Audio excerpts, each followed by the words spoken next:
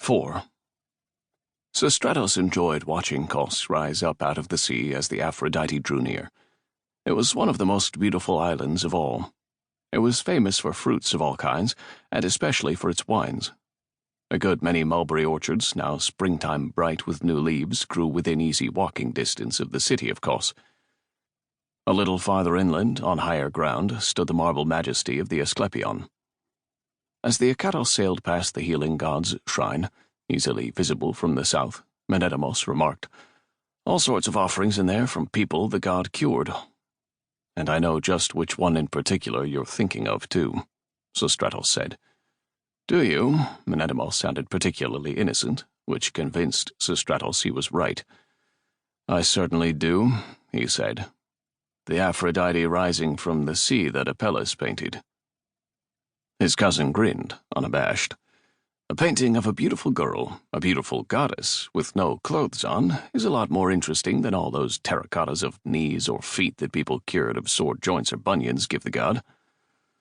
"It does make you wonder what Apelles was cured of, though," Sostratos said. "The clap, maybe?" "Scoffer," Menedemos said. "His portrait of Antigonos is in the Asclepion, too." "So it is," Sostratos agreed. "Now, if the whole Hellenic world could just be cured of not only old One-Eye, but all the marching generals." Menedemos laughed and clapped his hands. "Now there's a wish, my dear.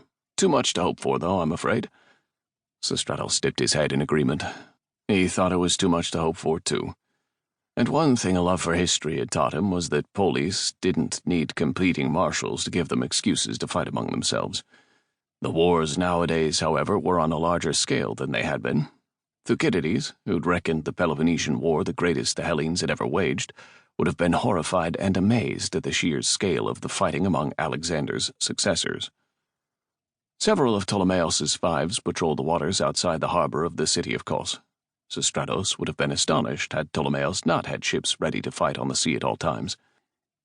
Kos looked northeast toward Halicarnassus, on the mainland, only a little more than 100 stadia, 2 or 3 hours' journey, away.